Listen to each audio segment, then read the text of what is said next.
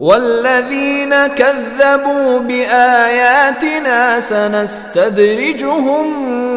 من حیث لا يعلمون، اور جن لوگوں نے ہماری آیتوں کو جھٹلایا ہے انہیں ہم اس طرح دھیرے دھیرے پکڑ میں لیں گے کہ انہیں پتہ بھی نہیں چلے گا۔ وَأُمْلِي لَهُمْ إِنَّ كَيْدِي مَتِينٌ،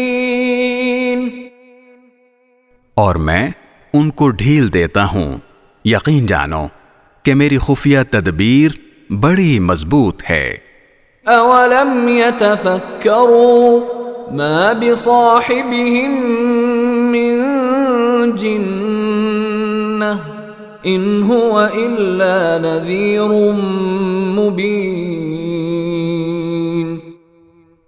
بھلا کیا ان لوگوں نے سوچا نہیں کہ یہ صاحب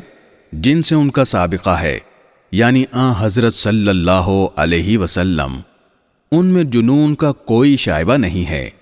وہ کچھ اور نہیں بلکہ صاف صاف طریقے سے لوگوں کو متنبہ کرنے والے ہیں۔ أَوَلَمْ يَنظُرُوا فِي مَلَكُوتِ السَّمَاوَاتِ وَالْأَرْضِ وَمَا خَلَقَ اللَّهُ مِن شَيْءٍ وَأَنْ عَسَىٰ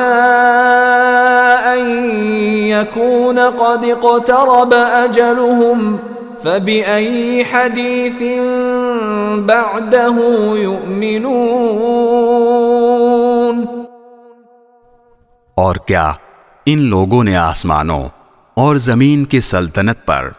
اور اللہ نے جو جو چیزیں پیدا کی ہیں ان پر غور نہیں کیا، اور یہ نہیں سوچا کہ شاید ان کا مقررہ وقت قریب ہی آ پہنچا ہو۔ اب اس کے بعد آخر وہ کون سی بات ہے جس پر یہ ایمان لائیں گے؟ من يضلل الله فلا هادي له وَيَذَرُهُمْ فِي طُغْيَانِهِمْ يَعْمَهُونَ، جس کو اللہ گمراہ کر دے اس کو کوئی ہدایت نہیں دے سکتا، اور ایسے لوگوں کو اللہ بے یار و مددگار چھوڑ دیتا ہے کہ وہ اپنی سرکشی میں بھٹکتے پھریں۔